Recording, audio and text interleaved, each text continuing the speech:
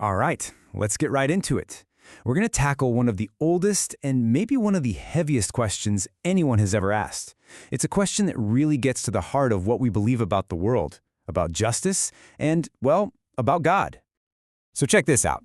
A pollster went around the country and asked people this exact question. Imagine that for a second. You get one question for God, and you're guaranteed an answer. What do you ask? Well, it turns out the number one response is exactly what we're talking about today. A full 17% of people ask the same thing.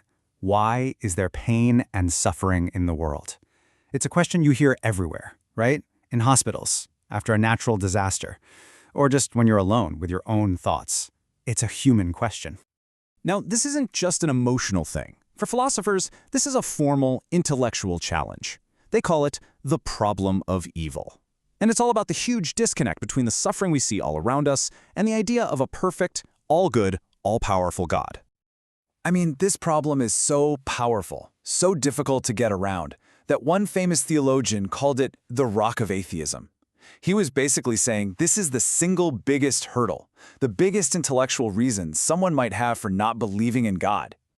Okay, so fast forward to the 20th century, and the whole debate takes this really interesting sharp turn. Philosophers like J.L. Mackie decided to stop treating it as an emotional issue and instead framed it as a cold, hard, logical problem. They essentially put the idea of God on trial. So Mackie boils it all down to what he calls an inconsistent triad. He lays out these three statements that are pretty central to most theistic beliefs. And his whole point is, you can't believe all three at the same time. He says they just don't logically fit together. Something's gotta give. In the logic, well, it seems pretty solid, right? If God is all-powerful, he has the power to stop evil. And if he's all good, he has the desire to stop evil. So, the fact that evil is clearly still here seems to prove that one of those first two things can't be true, or that God just doesn't exist. But of course, the debate did not end there. The defense came back with a really clever counterargument. Philosophers like Alvin Plantinga came along, and they didn't try to explain every bad thing that happens. Instead, they focused on just one thing, showing that it's at least logically possible for God and evil to exist at the same time. And their whole case really hangs on this one key concept, a morally sufficient reason.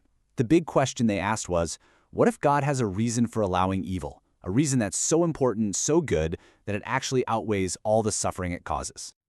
Here's a great way to think about it. You've got Mrs. Jones, and she's letting a doctor stick her kid with a needle.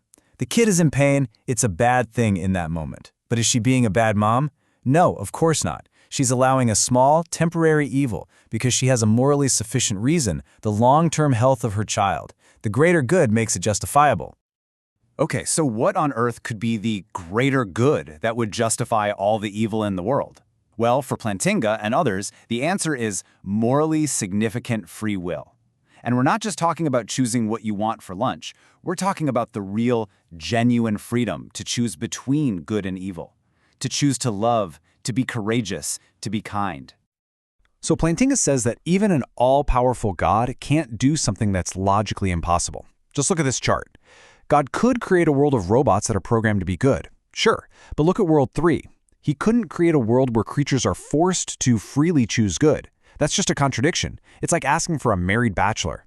True goodness, he argues, has to be chosen. Now, the free will argument is a pretty strong answer to moral evil. You know, the bad stuff people do to each other.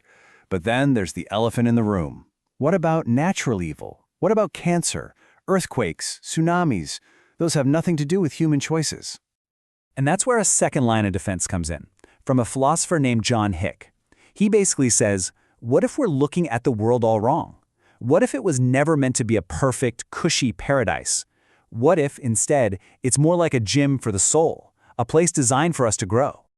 This idea is called the soul-making theodicy, and the core of it is that we weren't created as finished products. We're a work in progress. And to develop real virtues like compassion, courage, resilience, we have to face real challenges, real struggles, real pain.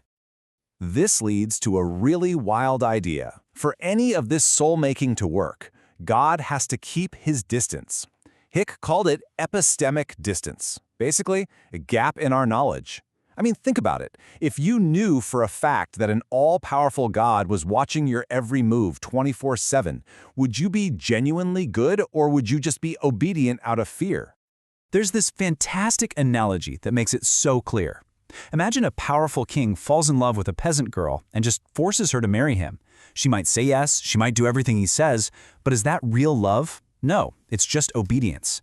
Real love, just like real virtue, has to be chosen freely, without coercion. So, after all that philosophical back and forth, where do we land on that original purely logical problem? Well, the outcome was actually a massive turning point in this whole conversation. It changed the entire game.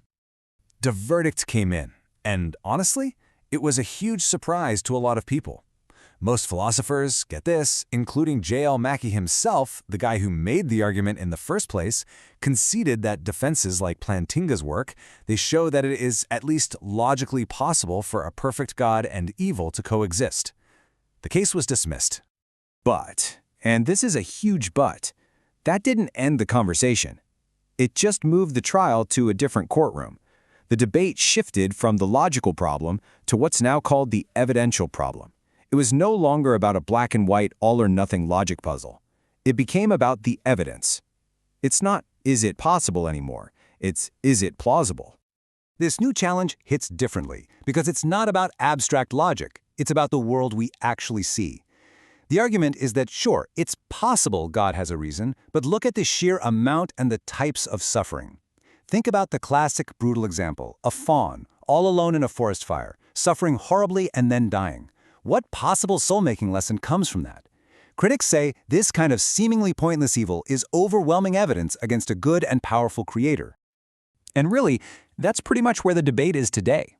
It's not a neat chess match of logic anymore. It's a much messier, much more complex argument about the evidence. Does the world we actually live in, with all of its good and all of its absolute horror, make belief in a perfect God plausible? So we end with this final, really challenging thought. How much does a clever, logical solution really matter when you're faced with the raw, messy, and often painful evidence of real life? It's a question that pushes us past the philosophy books and forces us to confront what we see, what we feel, and what we ultimately choose to believe.